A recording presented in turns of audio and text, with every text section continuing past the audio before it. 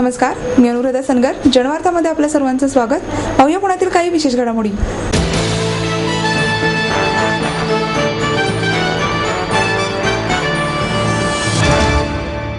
श्रीमंत दगडूशेठ हलवाई गणपती ट्रस्टच्या वतीने श्रीमंत मोरया या सीडीचे प्रकाशन ज्येष्ठ गायिका अनुराधा पोडवार यांच्या हस्ते करण्यात आले. श्रीमंत दगडूशेठ हलवाई गणपतीवरील गाणी, स्तोत्र, आरत्या यात यांचा समावेश आहे. यावेळी पोलीस आयुक्त गुलाबराव पोळ, श्रीमंत दगडूशेठ हलवाई गणपती ट्रस्टचे अध्यक्ष अशोक गोडसे, उपाध्यक्ष सुनील रासने, गौरी यादवाडकर, दत्त मंदिर ट्रस्ट विश्वस्त प्रताप परदेशी, दरबार राज बँडचे इक्बाल दरबार, आवेश दरबार आदी व्यासपीठावर उपस्थित होते. पौडाल म्हणाल्या, रियालिटी शो आणि अन्य अनेक पर्यायांद्वारा इच्छुक गायकांना बरीच दालने खुली झाली आहेत.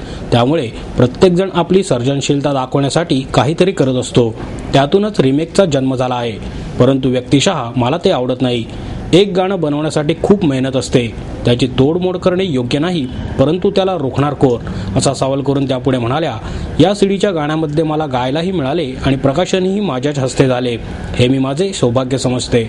दगडूशेठ हलवाई गणपती, कसबा गणपती आणि दत्त मंदिर यांच्याशी मी 3 महिन्यांची असल्यापासून संबंध आहे. लहानपणी आई मला येथे दर्शनाला घेऊन जात असे. परमेश्वराची कृपा अशीच कायम राहो, असेही ते म्हणाल्या. गोडसे म्हणाले, पौडवाल या नियमित गणपतीच्या दर्शनाला येतात. त्यांची बाप्पांवरील भक्ती आम्हास ठाऊक होती. त्यामुळे या सीडीचे प्रकाशन त्यांच्याच हस्ते होते अशी आमची इच्छा होती. आरती सीडीद्वारे न म्हणता प्रत्यक्ष म्हणावी, म्हणजेच आपली परंपरा टिकून राहील. वाढत्या शहरात सोयी सुविधांबरोबरच संस्कृती आणि परंपरा टिकून राहावी हीच बाप्पांच्या चरणी प्रार्थना.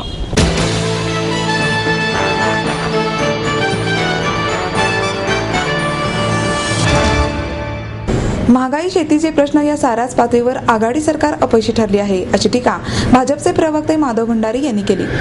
राज्यातील कायदा आणि सुव्यवस्थेची परिस्थिती पूर्णपणे ढासळली असून याला आघाडी सरकारच कारणीभूत आहे. महागाई, शेतीचे प्रश्न या साऱ्याच पातळ्यांवर हे सरकार अपयशी ठरले आहे, असे टीका सोडत सरकारच्या नाकर्तेपणाच्या विरोधात भाजपच्या 2 दिवसांच्या बैठकीत लोकसभा आणि विधानसभा निवडणुकीची रणनीती आखण्यात येणार असल्याचे सुतोवाच करून माधव भंडारी म्हणाले, विदर्भ आणि कोकणात अतिवृष्टीमुळे ओला दुष्काळ पडला आहे, तर मराठवाडा आणि पश्चिम महाराष्ट्रातील काही जिल्ह्यांमध्ये पावसाअभावी कोरडा दुष्काळ पडला आहे. याबाबतची पक्षाची भूमिका या बैठकीत ठरवून सरकारकडे पाठपुरावा केला जाणार आहे. कांद्याचे दर बाजारात वाढतच आहेत. याचा सर्वसामान्य माणसाला जसा फटका बसत आहे, तसाच त्याचा लाभ शेतकऱ्यांनाही होत नाही. मुठभर दलालांनी केलेल्या साठेबाजी आणि नफेखोरी धोरणामुळे हे घडत आहे. हे सर्व दलाल काँग्रेसशी निगडीत आहेत. दलालांची साठेबाजी आणि नफेखोरी रोखा. कांदा निर्यात बंदीची काहीही गरज नाही. या महागाईचा काँग्रेसशी संबंध असल्यामुळे याबाबत या बैठकीत विचारविनिमय करून आंदोलनाबाबतची धोरण निश्चित केले जाणार आहे, असे ते म्हणाले. कायदा आणि सुव्यवस्थेची राज्यातील परिस्थिती अत्यंत वाईट आहे. राज्य सरकारचे त्यावर नियंत्रण राहिलेलं नाही. पोलीस निष्क्रिय आणि निष्प्रभ झाले आहेत. याला राजकीय हस्तक्षेपच कारणीभूत आहे. डॉक्टर नरेंद्र दाभोलकर यांची हत्या आणि त्यांचे मारेकरी अजूनही सापडत नाहीत. या दोन्ही गोष्टी राज्य सरकारचे अपयश अधोरेखित करणाऱ्या आहेत. दाभोलकरांच्या हत्येवरून हिंदुत्ववादी संघटनांना टार्गेट केले जात आहे. याबाबत पक्षाच्या बैठकीत भूमिका ठरवण्यात येईल. गुन्ह्याचा तपास झाला पाहिजे या मताचेच आम्ही असून राज्य सरकारमधील काही लोक राजकारणासाठी या घटनेचा वापर करत आहेत. गुन्ह्याची तड लावण्याऐवजी विसंगत विधाने ही मंडळी करत आहेत, अशी टीका भंडारी यांनी यावेळी केली. यावेळी भाजपचे शहराध्यक्ष अनिल शिरोळे उपस्थित होते.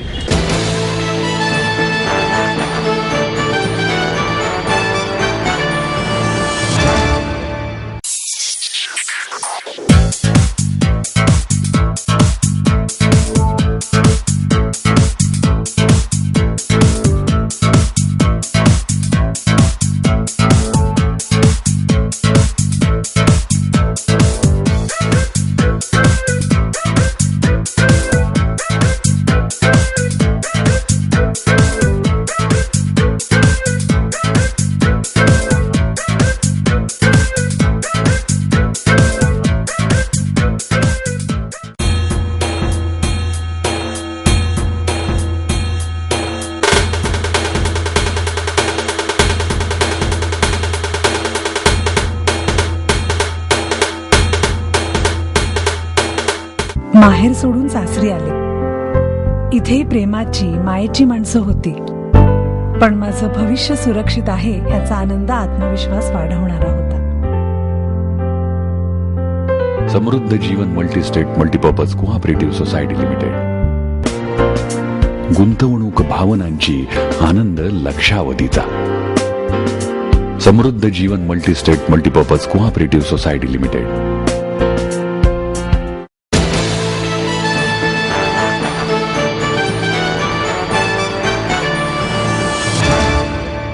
पाईपलाईनच्या योजनेतील तरतुदींची गरज भासल्यास फेरविचार करण्यात येईल, असे जिल्हाधिकारी विकास देशमुख यांनी सांगितले.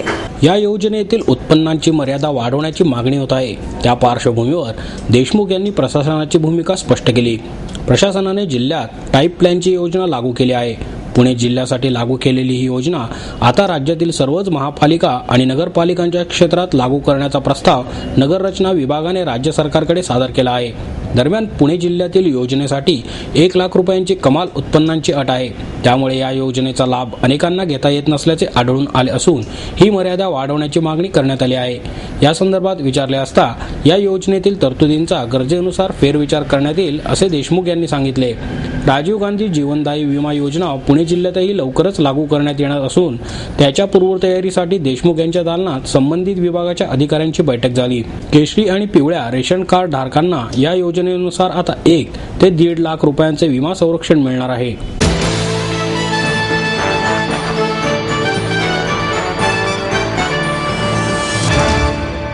आई वडिलांनी पै जमवून मला शिकवण्याचा निर्णय घेतलेला कळत होता. माझ्या उच्च शिक्षणासाठी त्यांनी मला कायमचा आधार मिळवून दिला होता. त्यांनी स्वतःसाठी कधीच काही केलं नाही, पण माझ्यासाठी Samruddha Jeevan multistate multipurpose cooperative society limited. गुंतवणूक भावनांची, आनंद लक्षावधीचा. Samruddha Jeevan multistate multipurpose cooperative society limited.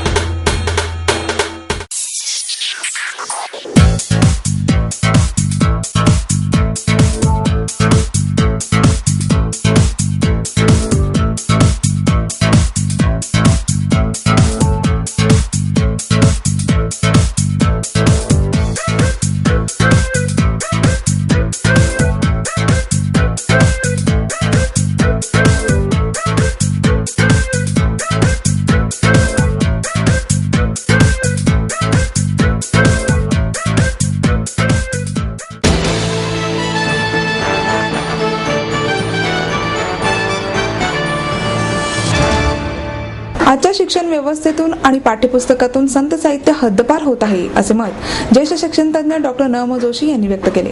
शब्दरत्न प्रकाशनच्या वतीने प्राध्यापक शीला निपुणगे यांच्या जाई संतांची या गावा आणि 101 संत वचने या पुस्तकाचे डॉक्टर न.म. जोशी यांच्या हस्ते प्रकाशन झाले. ज्येष्ठ साहित्यिक डॉक्टर रामचंद्र देखणे, ज्येष्ठ समीक्षक डॉक्टर सुप्र कुलकर्णी, ललित कला शुक्ल यावेळी उपस्थित होते. डॉक्टर न.म. जोशी म्हणाले, संत साहित्य आणि तत्वज्ञानाने समाजाला विचार दिला. आजच्या उद्विग्न आणि उदासीन वातावरणात अंधारातून उजेडाकडे केवळ संत विचारच नेऊ शकतील, परंतु आज शिक्षण क्षेत्रातून आणि शालेय अभ्यासक्रमातून संतांचे विचार मांडले जात नाहीत. त्यामुळे ते विचार विद्यार्थ्यांपर्यंत पोहोचणारच नाहीत आणि उद्याची संस्कारक्षम पिढी घडू शकणार नाही. डॉक्टर रामचंद्र देखणे म्हणाले, संतांचे विचार हे केवळ तत्वज्ञ आणि अभ्यासकांपुरताच नव्हे तर सर्वसामान्यांच्या जीवनाशी निगडीत आहे. हे विचार अधिकाधिक लोकांपर्यंत पोहोचवण्यासाठी साहित्यिकांनी पुढाकार घेतला पाहिजे, असे आवाहनही त्यांनी केले.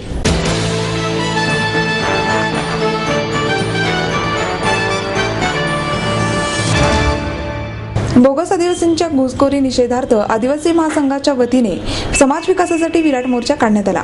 आदिवासी समाजाला घुसखोरीचे ग्रहण लागले आहे. सरकारी नोकऱ्यांमधील राखीव जागांबरोबरच शिक्षण क्षेत्रातही आदिवासींसाठी असणाऱ्या उच्च शिक्षणाच्या जागा बिगर आदिवासींनी पटकवल्या आहेत. खोटी कागदपत्रे दाखवून जातीचे खोटे दाखले मिळत असल्याने खेड्यापाड्यांतील खरे आदिवासी शासनाच्या विविध योजनांपासून वंचित राहतात. आदिवासी समाजात होत असलेल्या घुसखोरीबाबत या समाजात तीव्र असंतोषाची भावना निर्माण झाली आहे. याबाबत आपले म्हणणे शांततेच्या मार्गाने शासनापर्यंत पोहोचवण्यासाठी शनिवारवाड्यापासून जिल्हाधिकारी कार्यालयापर्यंत भव्य मोर्चा काढण्यात आला. जिल्हाधिकारी कार्यालयासमोर या मोर्चाचे सभेत रूपांतर झाले. यावेळी आदिवासींनी जिल्हाधिकाऱ्यांना आपल्या मागण्यांचे निवेदन दिले. शहापूरचे आमदार दौलतराव दरोडा, माजी आमदार गांगड बावा, पुणे जिल्हा परिषद माजी अध्यक्ष देवराम लांडे, जिल्हा परिषदेचे समाज कल्याण सभापती सुभाष मोरमारे, खेड तालुका माजी पंचायत समिती सभापती काळूराम सुपे यांच्यासह आदिवासी कार्यकर्ते मोठ्या संख्येने यावेळी उपस्थित होते. आदिवासींच्या शिष्टमंडळाने जिल्हाधिकाऱ्यांना मागण्यांचे निवेदन सादर केले.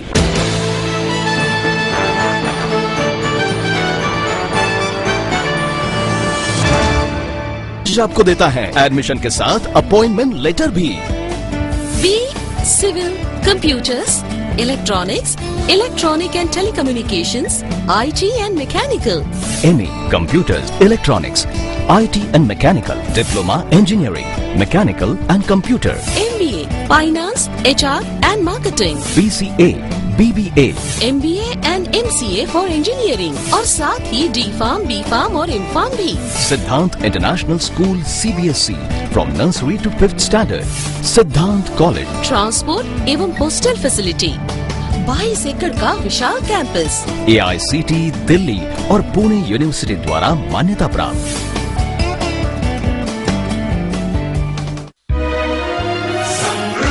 करियर की ओर सिद्धांत कॉलेज, सुदुमरे, पुणे. एडमिशन के लिए आज ही कॉल करें या लॉग ऑन करें.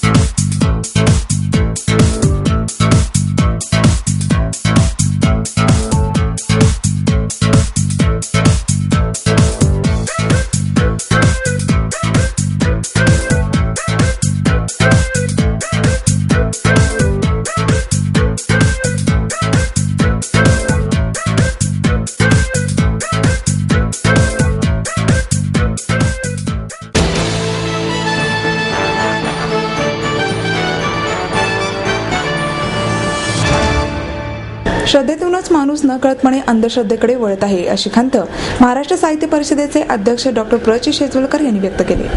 महाराष्ट्र साहित्य परिषदेच्या वतीने महाराष्ट्र अंधश्रद्धा निर्मूलन समितीचे संस्थापक कार्याध्यक्ष डॉक्टर नरेंद्र दाभोळकर यांना श्रद्धांजली वाहण्यासाठी त्यांच्या विचारांचे स्मरण या सभेचे आयोजन माधवराव पटवर्धन सभागृहात करण्यात आले होते.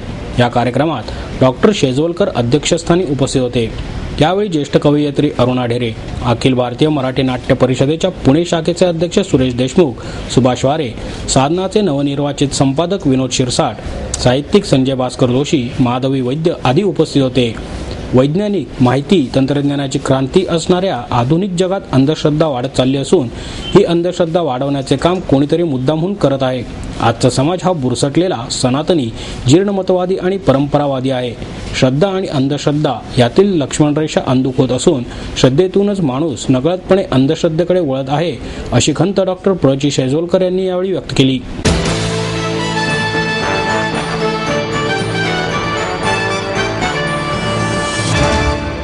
राज्य शासनाने भरती रद्द केल्यामुळे नोकऱ्या गमाव्या लागणाऱ्या 41 जणांनी शिक्षण मंडळासमोर उपोषण केले.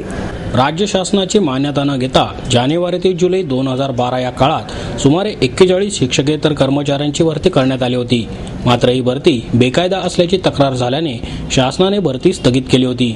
त्यानंतर तत्कालीन शिक्षण प्रमुख रामचंद्र जाधव यांनी संबंधित रोजंदारी कर्मचाऱ्यांची सेवा संपुष्टात आल्याचे परिपत्रक काढले होते. मात्र त्यानंतरही काही रोजंदारी सेवक सेवेत होते. मात्र प्रभारी शिक्षण प्रमुख शिवाजी दौंडकर यांनी संबंधितांचे वेतन थांबवले. त्यामुळे संबंधितांनी शिक्षण मंडळासमोर उपोषण केले.